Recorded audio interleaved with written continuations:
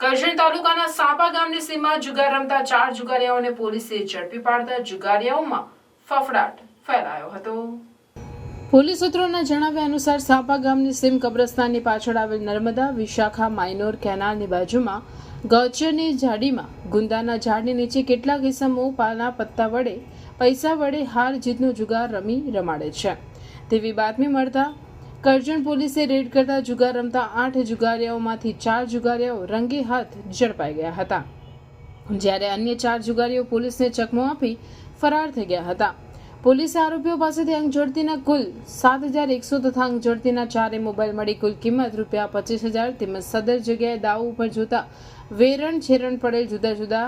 દરની ચલણી નોટો મળી 6,610 મળી કુલ 38,710ના મુદ્દામાલ સાથે